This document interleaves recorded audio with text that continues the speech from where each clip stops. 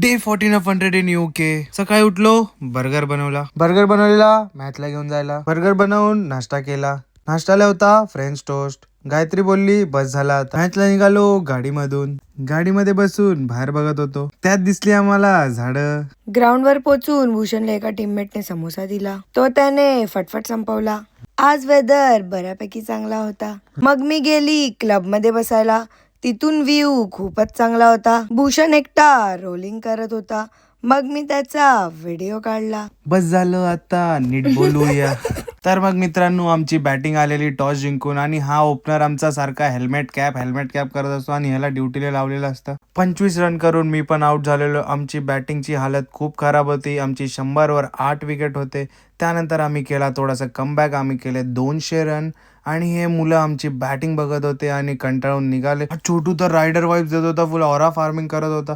आणि ही क्युटी भाई साहब गायत्रीला तर एवढी आवडली तर बाप रे.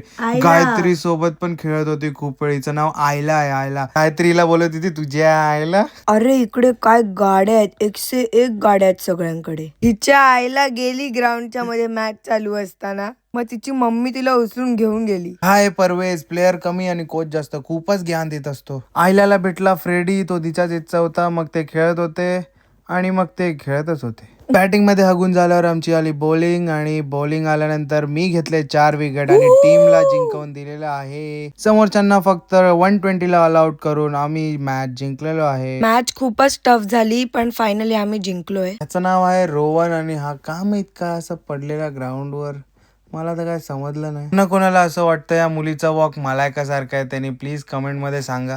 ही गायत्रीची बॅग साधारण बॅग नाही, ही आहे डोरेमॉनची बॅग. हे आता हात टाकते आणि जे पाहिजे ते काढते. आमची मॅडम पाणी पितच नाही, मग मला जबरदस्ती पाणी पाजायला लागतं. पाणी पिऊन आम्ही झोपलो आणि भेटूया नेक्स्ट रील मध्ये. तोपर्यंत bye, good night, take care. तुम्हाला आमचे व्हिडिओज आवडत असतील तर लाईक करा आणि फॉलो करायला विसरू नका.